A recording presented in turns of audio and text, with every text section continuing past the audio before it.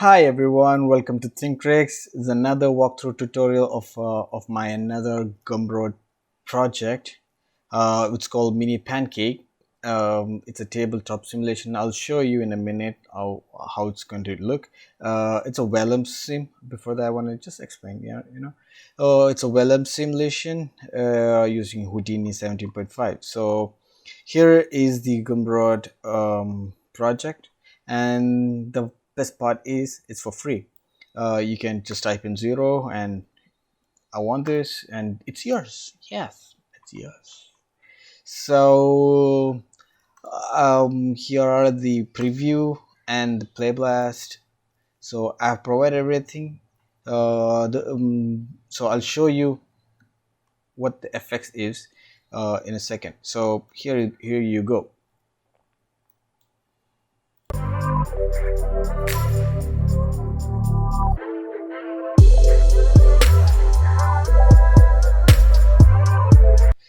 So yeah, this is the effects that it's a pancake falling, and look at the soft body. This is vellum. See, there's a bend coming. Yeah, right here. See, so it's vellum basically. So the pancake model is included, and this bowl is included, and and this cloth is also included in this project. Let me play you the rest of the video, basically the breakdown. Okay, there you go.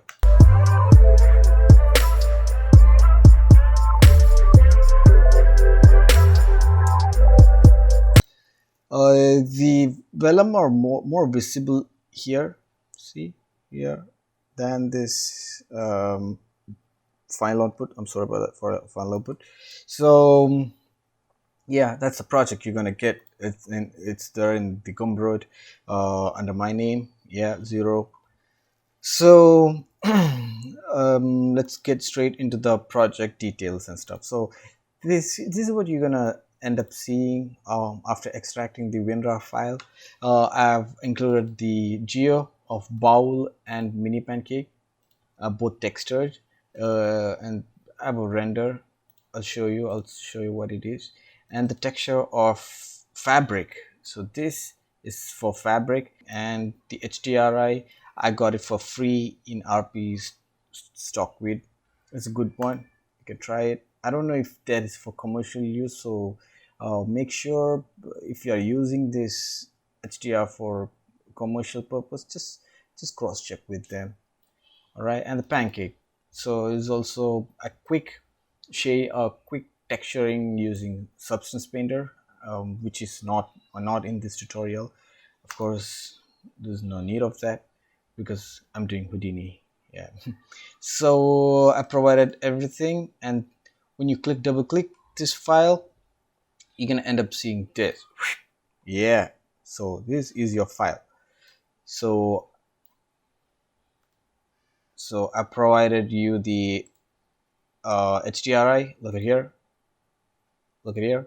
So I provided the HDRI. It's a studio setup. If you guys have bought my the first project, which is Oreo Strawberry, this one. Wait a minute. So Oreo Strawberry. Even I used the same HDRI for this as well. I like using HDRI Studio. It gives you soft shadow. Yeah, so basically this is the project. You have a bowl and the cloth is not a model, it's a simulation. I'll show you how I've done that. It's not tutorial, by the way, it's a walkthrough of my file. So I believe you guys have a basic knowledge of this interface and stuff. So here are the lights I've used. So I'll show you choo lights. 2 lights, area, both are area, but one small and big, and an environment light. That's the only thing I've used. I don't play much with the lights. Not a look dev guy. So here are the preparation file where the model comes. So is the bowl, and cloth. I'll tell you how I did that. uh, First, let me explain what's there on in the object level. And a pancake simulation. So is the pancake simulation. I gave nodes also. I've included nodes so that it's easy even if you don't want to watch this video again and again. You have that right there. So and the camera is here, right here. See, this is the camera. So you might be wondering about, that's not the look here, right? Yeah, exactly. So I'll show you what extras that I did in my original um, project. So extras are nothing but just a table. I included a table and a spoon and a glass and this CDL bag. That's the only difference. And I also added two angles. So one over here, one this one, a top angle, another more like 65-degree angle. So that's the only difference that you can see from the file you have and what in the original version. Yeah, and you don't worry about what's this. This is just for there's a tool called Houdini to After Effects. It's a free HDA digital asset or something. You can find it on online. Uh, yeah, this one. See, Houdini to A. That's the thing. It's for free, so feel free to download it. So that's the only thing. It's a light camera. There's nothing fancy over here. So this is the background I used for my original project. I close that original project. So and I rendered only the simulation from Houdini, and I added this as a background. That's it. So that's the look. So don't worry about what's happening in the background. It's a picture, just a picture. If you don't believe me, see, it's a picture, and I blurred it some. Easy peasy. You can do it better. So I'll explain. So let's start the file go through. Yeah. So bow, basically I imported the bow from the geo, see right here, from the geo. And cloth. Okay, let's start the cloth. Choo. So I started off with the planner patch because that's more convenient. I'll hide the bowl. That's more convenient when you're using for cloth, and of course UV project uh, for UV So cloth, don't worry about that. That's a constraint that you're seeing. So I didn't do much here. I think it's see. I didn't do anything. No fancy, nothing. I didn't do anything. And the solver, inside solver, inside solver, I added a pop force. Do you know the reason why I did that? Okay, I'll show you that. I'll show you in a minute. So I unplug it, and when you hit play, you're gonna see straight falling. It doesn't make sense, right? Like falling straight. So if you add a force, pop force, and do much in pop force, just increase the amplitude and swivel size, and also a wind force from z-axis, ship from here. That's the only thing I did. And I animated this because for the artistic purpose, that's I'll tell you what it is. So play when you now play the, you see, you get that cloth feeling, isn't it? Yeah. Shim. So that's what. So basically we are in this video.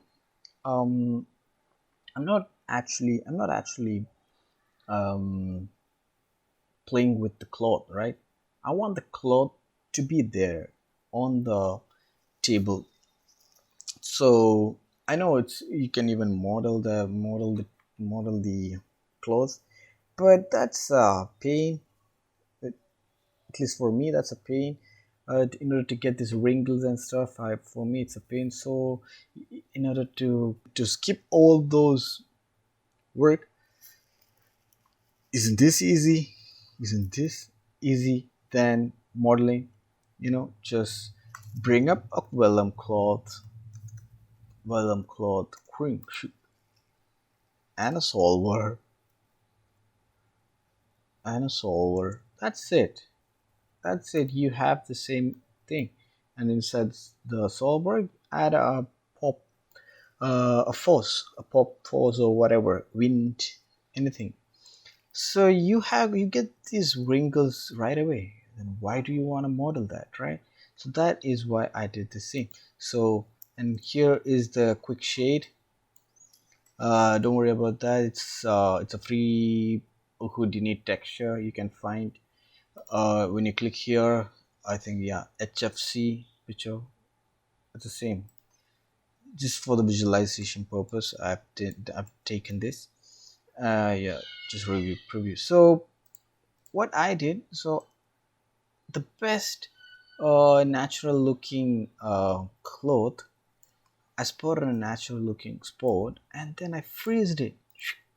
Yeah. So now if you move your timeline, there's nothing happens because I time freeze it. The best part which I like. So it's basically that. I freezed it because I want that cloth to be on the surface of the table, and I added some thickness to it. Of course, a cloth has a small thickness, so I added thickness. And there's a tool called Vellum post process. Basically, it's smoothened the stuff, so I smoothened it. Yeah, nice and clean, right? So yeah, that's it with the cloth part. And I added shader, and in that shading I brought these brought these textures. So that's it with the cloth. So now let's get into the main pancake simulation. So you might be wondering, what is it? There's nothing. Don't worry about that. So I'll explain. Here's the file that I brought. This is my model. It's a simple model, and I transferred it to the height where I want the pancake to generate. Okay, I'll show you. I'll tell you what I mean by that. So also I added same thing on the right side. Like, see, just visualizing. I click this one, control, click on the middle, click on the template, and you get to see both. And then, so see, I placed it because I wanted to generate one pancake from here, one pancake from here, and collides and to the hit to the bowl. So that's generally what I'm after. So that's just the basic stuff, like throwing, one guy is throwing from here, one guy is throwing from here, and collides and falls here. That's the only thing I'm after. So why I use Vellum? Because if I use RBD, you get this rock feeling, like two rocks touching, boom, boom, boom. But I want that soft body. And why I didn't use that, Houdini also has this fem. But after Houdini 17, Vellum took over the place of that fem and clothes. Like before there's cloth, now cloth deform and stuff. Now Vellum is the best. So that's the Vellum is super fast compared to previous fem and pop grain. Pop grain has a little soft feeling you can give, but Vellum is faster and easy, very friendly. So let me go. So need a velocity. So right now I need a velocity to, I told you, right, one guy throwing. So computer doesn't have a guy. So the guy is force. The velocity, the what we give them. So velocity go here. I didn't do much. It's same. Like this is my basic setup for everything. It's the same. Yeah. So yeah, there's a turbulent noise, and I added with a parameter that I will use in the object level, and added it to the velocity. That's it. So here is the push, and I offset it. It's going to change every frame. Yeah, dollar frame every frame, and amplitude is 10. You can play around with this. Yeah. And next, make this as a solid conform. So the reason why making it as a solid conform is that when you click on velocity, the not velocity, the previous part, if you look, press W, there's nothing inside. It's just a faces and vertices and points. There's nothing inside. There's no solid inside. That's what solid does. Solid makes things solid. So right now here you have, it's not empty now. It has some kind of constraint going around. So in order to make this fluffy, we need it solid conform. So, and don't worry about that. Like when you click Vellum tetra soft body, it's gonna give you everything. Yeah, I did not bring the solid conform my own. No, it's the same. It's like solid, and Vellum distance, Vellum touch volume. I didn't do anything. It's just, it gives you right away solid. And here you can see. So what I'm trying to say here is, if you want to visualize the velocity, then visible the node velocity visualize, and get the node info. See, this is the node info, and click on the V attribute. Click on the V attribute. Boom. I'll hide other. Boom. See, it touches. It touches.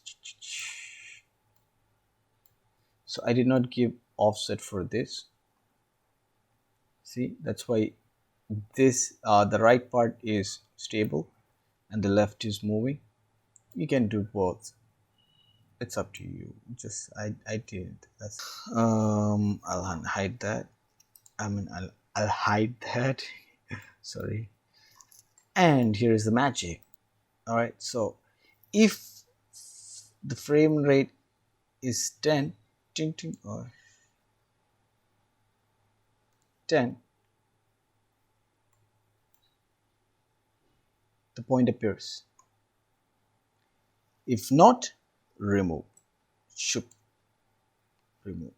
So it's like 10 appears, 11, what do you think? Removes. Yeah. And And one more thing, it says every frame 10, every frame 10, it's gonna come. So it's gonna pop in, generate, in other words. So 20, it comes. 30, again it comes. But 31, it doesn't. Come on. It doesn't. Yeah, so every 10, it's gonna appear, and it's gonna have this velocity to throw the force, to throw. So in that way, you can save a lot of. It's a good method. It's a good practice of if you want to generate, you know, it is the best thing you can do. Remove the other point and keep the point on the certain frame. Like you can say here, if you put 5, okay, 4 for your 4, and control enter. So fourth frame you have the thing, but fifth it's not. See. Oh. All right, so that's what's happening there. Same thing over here. I said +1, so here it's going to be on the 11th. +1. I'm sorry, not 11. I forgot 9. Oh yeah, it's here. I was like, where? 10, it's not going to be there. Even 11, it's not going to be there. But 18, it's going to be there every 9th frame. Not 18. Oh, come on, 19. How can I was doing the 9 multiplication. I'm so sorry. So 29, it's going to be there. But 30, it's not. It's not going to be there. So that's what. This is going to be a little heavy. So generate. It's going to generate. You can make them appear on the board at the same time falling, but we need a delay, otherwise it's gonna look like shoop. Right now, one frame is less, so what happens there is this gonna come at 10th frame, I mean 9th frame. On the right side it's gonna come, and when it move one frame, disappears. So there's a delay. So it's up to you. It's an artistic thing that you can keep at the same time as well, falling and touching, but a delay will be it's like a sweet little touch. And the Vellum distance, I basically didn't do anything, except just one stiffness. I changed the stiffness because I need that the fluffiness shouldn't be like a balloon. Like when balloon air goes, it's the fluffiness goes like this, right? Like I don't want that. So I give this value. So I believe you guys know that 1e plus 14 is like 14,0. So there are like 3 come on, okay, I'll be 14,0. I don't want to count and make you bored. And I did nothing except the same tetra volume. It's gonna automatically change it to tetra volume, I guess. Let me see. Vellum tetra. So see, it's gonna automatically give you tetrahedral volume. I didn't change anything. So that's it. So I have everything. And you might be wondering, for cloth I prepared solver here on the geometry level, but for Pancake I brought the solver inside DOP. There's no special reason, but it's a control alt click that. Okay. So reason why I used this is that I can make the emission type continuous. So that's the only thing I did. So when you bring the source, it's going to be only once, but I brought it continuous, and basically I brought in the input and constraint same. I wish I could explain you more about the setup, but it's a walkthrough. I'll make a tutorial, the proper tutorial why I did and blah blah. And since right now I'm explaining the the workflow.